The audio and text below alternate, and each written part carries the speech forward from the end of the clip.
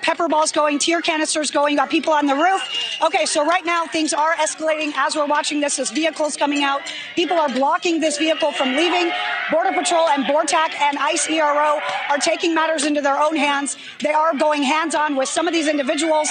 They are taking them into custody. Can you get up on the roof? We got a guy with pepper balls up on the roof. They're shooting down into the crowd. This is getting really, really heated. You got a lot of tear gas and a lot of pepper balls being sprayed right now in this area. This vehicle just made its way free.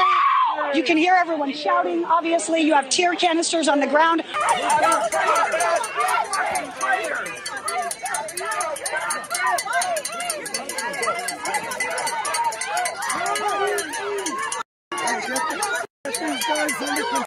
Get them under control.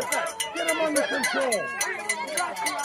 Get these guys under control.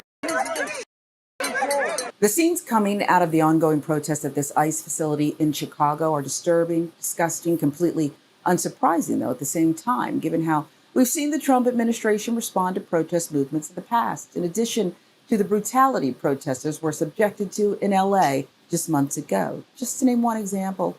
But what you shouldn't be lost on as you see progressive Illinois congressional candidate Kat Abou-Ghazala get violently thrown to the ground by an ICE agent is that if this is the type of violence federal law enforcement is willing to engage in, broad daylight, cameras rolling, dozens of witnesses, you can easily imagine the conditions and brutality those targeted are being subjected to.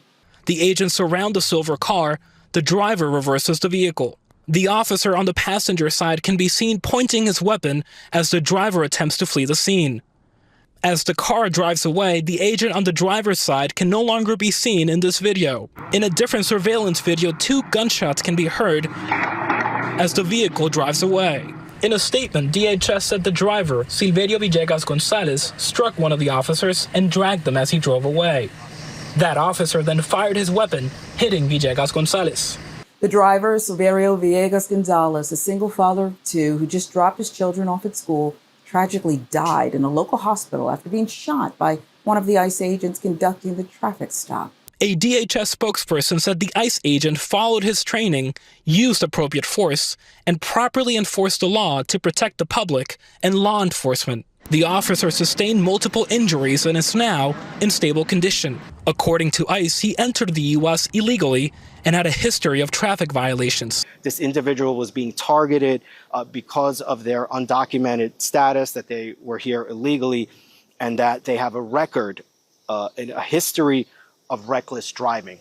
Right now, we have not been able to confirm any of that information independently. This is information that is coming from the Department of Homeland Security. DHS describes the individual as a criminal illegal alien with a history of reckless driving, though a review of Villegas-Gonzalez's publicly available records by NBC News found no criminal charges. Records show he pleaded guilty to 4 traffic violations, including speeding, the most recent in 2013. Villegas-Gonzalez was unarmed and had no criminal record. A quick note before we go further, this story, while it's still developing, early reports relied largely on statements from DHS and federal officials. That means some details may change as independent investigations, additional footage comes to light. What hasn't changed is the climate that made this encounter possible. Fear, isolation, constant sense of surveillance in immigrant communities under an accelerated enforcement push.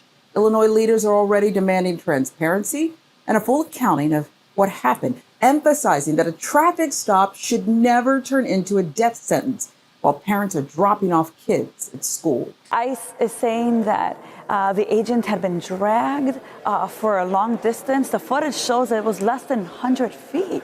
The footage also shows that there was an unmarked SUV that barricaded Silverio.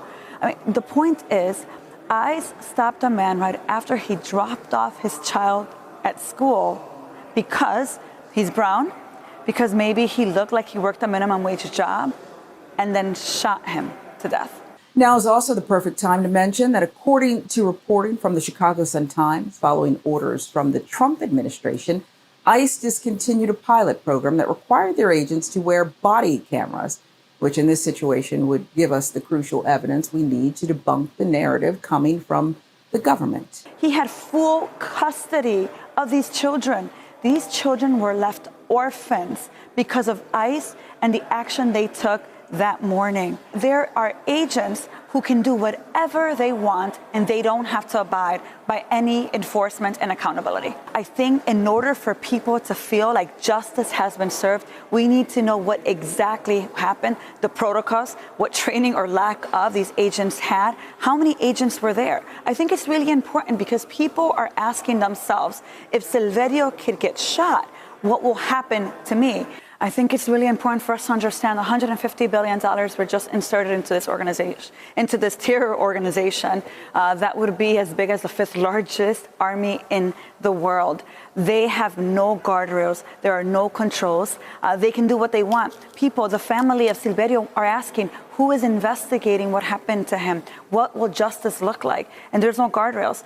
I have said it before, that it's time for us to start defunding them and also start establishing accountability that is so desperately needed right now. So here's where we are tonight, with no body cam footage, multiple agencies involved. Accountability is even harder to secure, and advocates warn that DHS agents can already be more difficult to hold to account than local police. Add in a surge-style approach to immigration enforcement, critics fear incidents like this will multiply unless there's independent oversight, clear rules of engagement, and real transparency. It's not abstract. It's about whether families like Silverio Villegas-Gonzalez's get answers, whether communities can trust that the truth will be documented, not disputed.